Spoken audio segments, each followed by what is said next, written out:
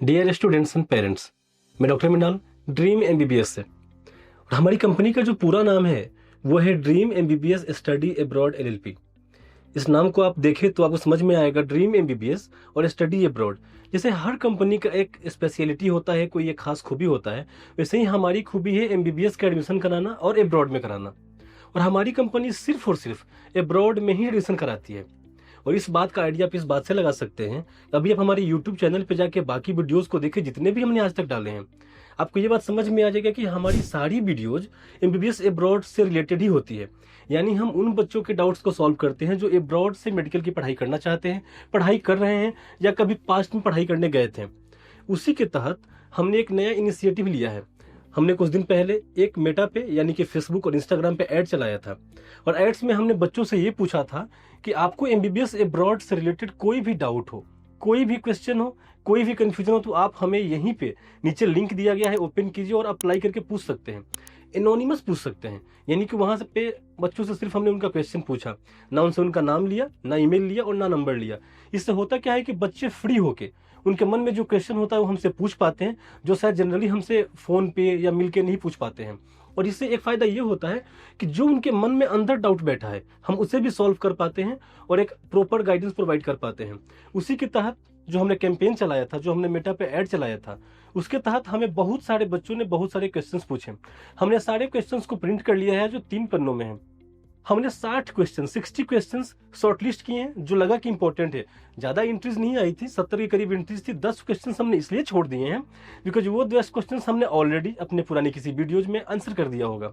ये हमने वो क्वेश्चंस चूज किए जिनका हमने आंसर नहीं किया है और जो मुझे लगता है कि बच्चों को जानना जरूरी होगा, और ये बच्चों के पूछे हुए ही सवाल है।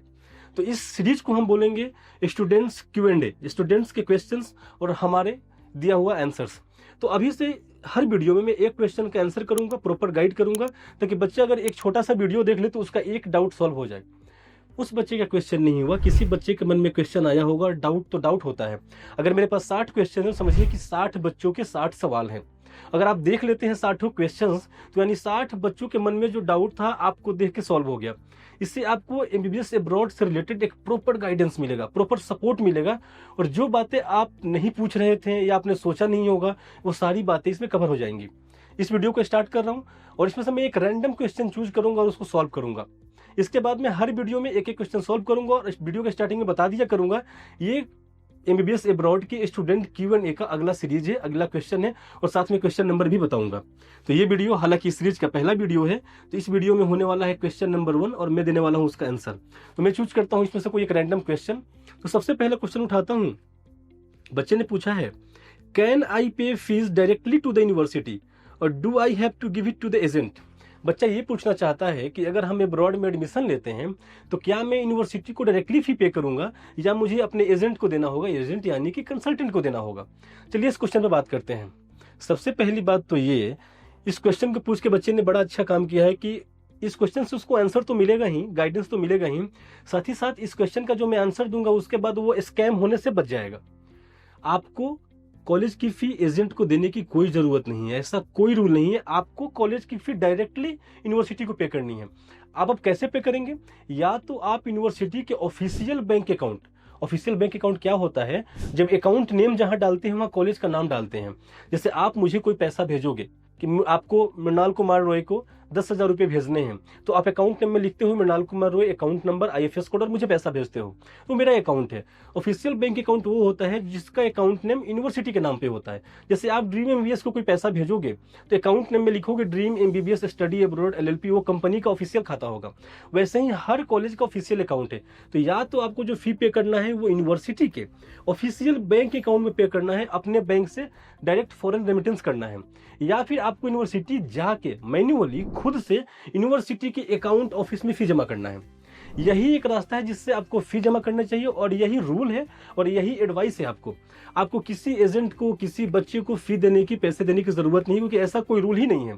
अगर ऐसा कोई आपको बोलता है तो आप उसको बोलो कि ऐसा तो कोई रूल नहीं है और कतई या पैसा नहीं देना। जब से मैं देख रहा हूं उन्हीं बच्चों के साथ स्कैम होता है और वही बच्चे फंसते हैं एमबीबीएस अब्रॉड में, जो कॉलेज की फी इंडिया में देके चले जाते हैं और कॉलेज लेके नहीं जाते, एजेंट को दे देते हैं। फिर एजेंट अपने मनमाना टाइमिंग के अकॉर्डिंग जमा करता है, डिले करता है, बहुत बार नहीं जमा करता है, जिस डिले और नहीं जमा करने के प्रोसेस में बच्चों को तकलीफ आता है।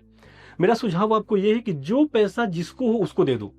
जो पैसा कंपनी का है वो कंपनी का दे दो, जो पैसा वीजा का है वो एम्बेसी को दे दो, जो पैसा मेस का है वो मेस में जाके दो, जो पैसा कॉलेज का है वो कॉलेज लेके जाओ, कॉलेज को दो या कॉलेज के अकाउंट में दो। इसमें आपके क्वेश्चन का आंसर भी हो गया डिटेल में, साथ ही साथ आप स्कैम से भी बचोगे। कभी भी किसी एजेंट को आप फी दोगे, आप लिख के ले लो कि आप 99% केसेस में आप फंसोगे, या तो आपका फी डिले जमा होगा या आपका फी नहीं जमा होगा, फिर आपको दोबारा जेब से भरना होगा। कभी भी कॉलेज का फी कॉलेज को ही देना है, एक आप रूल बना लीजिए, और जब तक आप ये रूल बनाएंगे आपके साथ कभी कोई स्कैम नहीं होगा और आपका एमबीबीएस अब्रॉड का जर्नी हमेशा बढ़िया होगा, सुखद होगा। इस बच्चे ने बड़ा अच्छा क्वेश्चन पूछा, वो एज ए क्यूरी जानना चाहता था कि मैं एक जान लेता हूं, मेरे मन में डाउट आया है, क्या पता उससे कोई एजेंट मांग रहा हो फी, बीट एनी रीजन हो, बट इससे वो ये समझ गया कि उसे देना भी नहीं है, उसको आंसर भी मिल गया और क्यों नहीं देना है उसका लॉजिक भी मिल गया, उसकी सेफ्टी की बात है, स्कैम की बात है। अगले वीडियो में फिर आऊंगा किसी अगले क्वेश्चन के साथ और सॉल्व करूंगा किसी और बच्चे का कोई और डाउट।